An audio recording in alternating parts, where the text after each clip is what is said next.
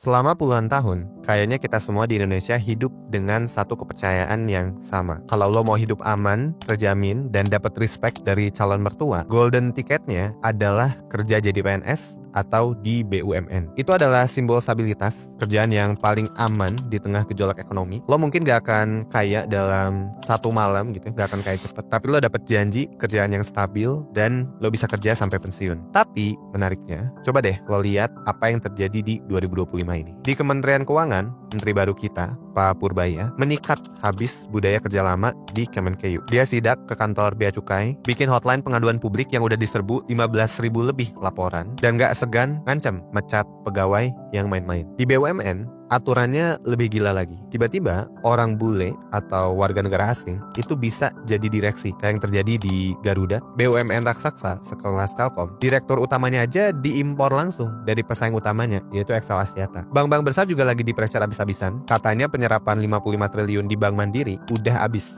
Yang artinya, ini orang-orang Bank Mandiri kayaknya sih lagi kerja bagai kuda banget ya, karena 55 triliun itu udah habis katanya serapannya. Dan menariknya, ada juga satu riset dari BCA Sekuritas yang mana mereka tuh bilang kalau 200 triliun yang digelontorkan itu sebenarnya bukan buat liquidity ke pasar, tapi lebih ke buat menantang bank-bank di Himbara supaya lebih profitable dari sebelumnya. Intinya sih pemerintah lagi agresif banget ya buat restrukturisasi BUMN, dan katanya sih ada estimasi 120.000 pekerja berpotensi bakal terdampak PHK. Loh, kok gak jadi aman? Kok BUMN jadi malah kayak swasta gini? Apakah bubble dari BUMN dan PNS ini akan pecah seperti bubble startup yang awalnya dijanjikan gaji besar lalu di layoff abis-abisan? Welcome to Jurnal Investigasi by 1%. Hari ini kita bakal coba bongkar 3 goncangan dahsyat yang jadi alasan kenapa pilar-pilar yang bikin kerjaan ini idaman lagi dibongkar paksa satu persatu. Enjoy!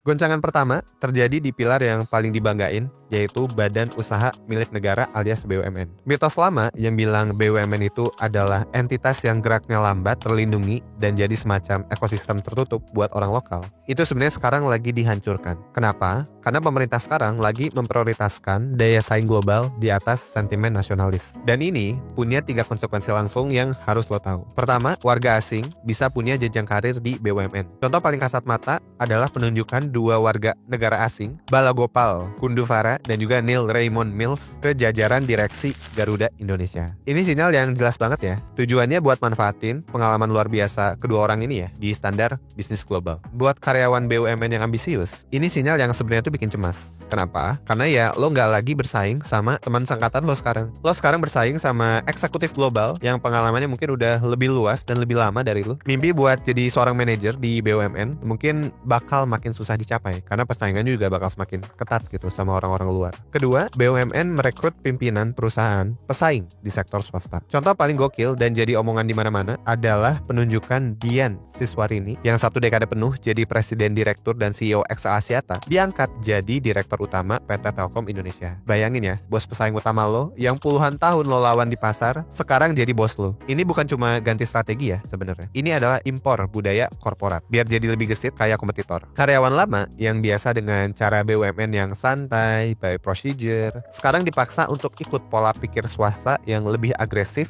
ngejar profit, dan juga high pressure. Ketiga, janji kerja sampai pensiun itu udah nggak ada lagi. Agenda konsolidasi restrukturisasi BUMN yang agresif dari pemerintah bikin pemutusan hubungan kerja alias PHK itu jadi ancaman yang benar-benar nyata sekarang. Tujuannya sih efisiensi ya, dan kita semua juga udah tahu, tinggal nunggu aja waktu sampai akhirnya terjadi gitu PHK massal. Forum Serikat Pekerja BUMN bahkan udah ngasih estimasi lebih dari 120.000 pekerja berpotensi terdampak dari konsolidasi ini. Dan ini sebenarnya udah kejadian ya di PT Kereta Api Indonesia, KAI, sebuah BUMN katanya udah mengurangi tenaga kerjanya sebanyak 1.800 karena digitalisasi hingga hari ini.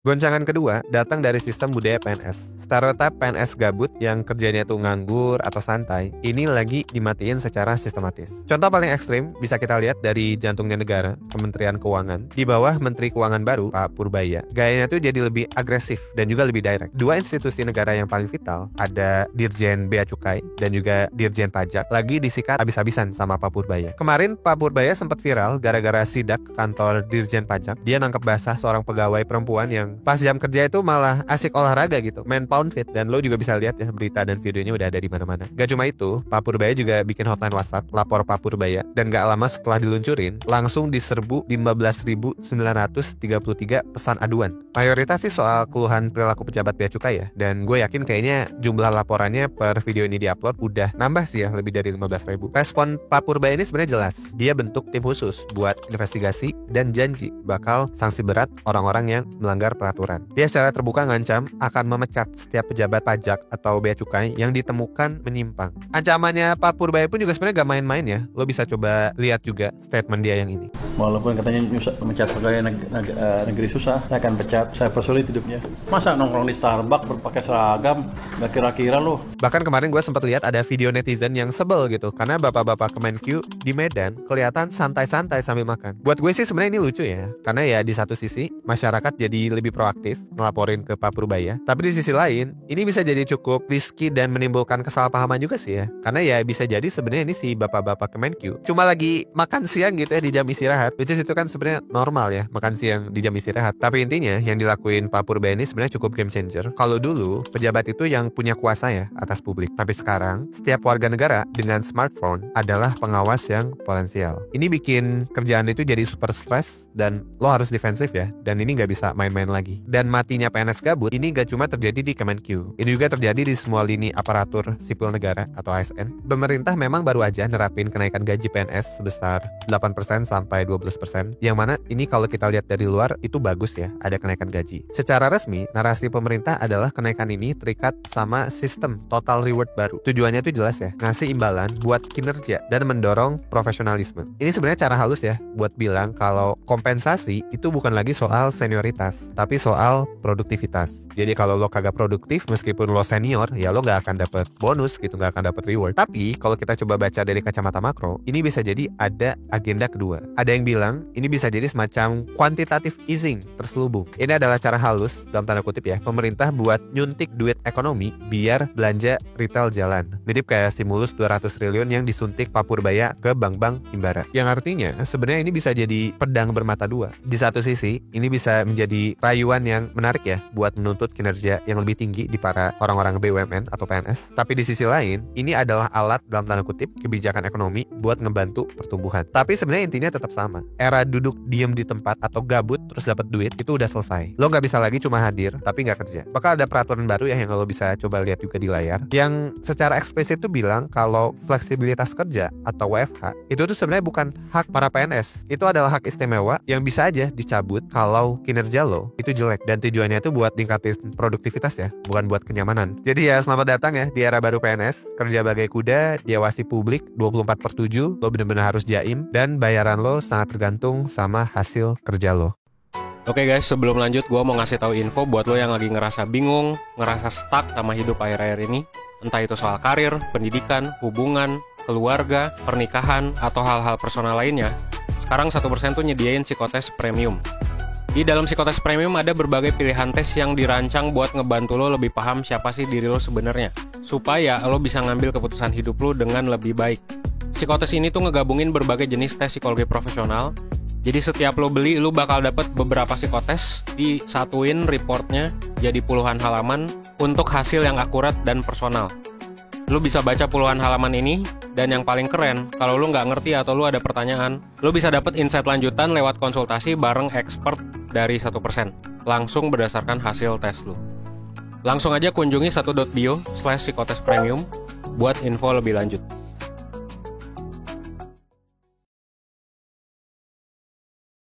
Nah, Sekarang pertanyaannya, kenapa tiba-tiba di tahun 2025 ini BUMN dan PNS diobrak-abrik kayak gini? Ini adalah goncangan ketiga dan ini adalah akar dari semua masalah, yaitu konteks makroekonomi. Sederhananya, era uang gratis dari APBN itu sebenarnya udah selesai. Kemarin juga sempat rame ya, ada berita kalau Pak Purbaya ini gak mau bayar utang atau kerugian dari Wush. Sikap ini kemungkinan besar bakal nge-pressure KAI dan menteri-menteri lain yang berkaitan sama Project Wush. Pemerintahan baru ini, pada dasarnya mereka jauh lebih hati-hati ya soal kebijakan fiskal. Mereka mau memastikan setiap rupiah yang dibelanjakan itu efektif. Dulu, mungkin belanja negara itu gampang banget ya. Nah sekarang, ruang politik buat belanja populis yang gak diawasi itu makin sempit. Para ekonom juga udah mengkritik keras ya. Stimulus yang dianggap menambal ban bocor dengan selotip itu beresiko dan menciptakan gunung utang bagi generasi mendatang. Tekanan fiskal yang berat ini yang akhirnya diterjemahkan jadi tekanan ke lembaga pemerintahan dan BUMN buat motong biaya jadi lebih efisien dan membuktikan kalau mereka itu gak mau buang-buang duit. PHK di BUMN, metrik kinerja di PNS, sidak Pak Purbaya, itu semua sebenarnya bukan kebijakan yang random ya terjadi di Indonesia. Itu adalah konsekuensi logis dan langsung dari realitas makroekonomi yang baru ini. Pemerintah sekarang udah mulai beroperasi kayak sebuah perusahaan besar ya, yang apa-apanya tuh harus lebih diawasi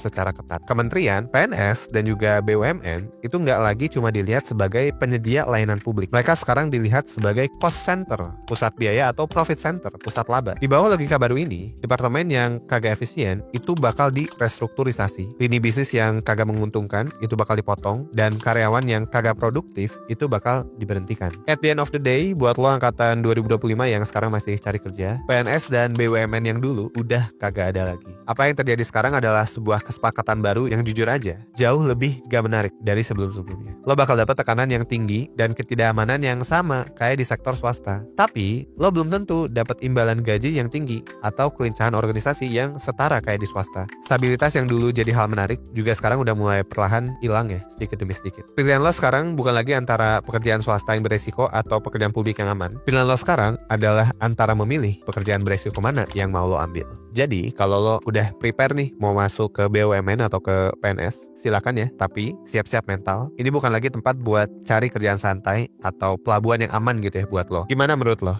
Ada pendapat lain? Coba ceritain ya di kolom komentar. Dan buat lo yang pengen dalemin alasan apakah lo harus resign atau enggak, lo bisa coba tonton video ini ya di sebelah kiri. Atau buat lo yang pengen lebih dalam soal Pak Purbaya kita bahas, si Menteri Koboy, bisa cek video yang sebelah kanan. That's all for this video. Thank you dan sampai jumpa di video selanjutnya. Thanks.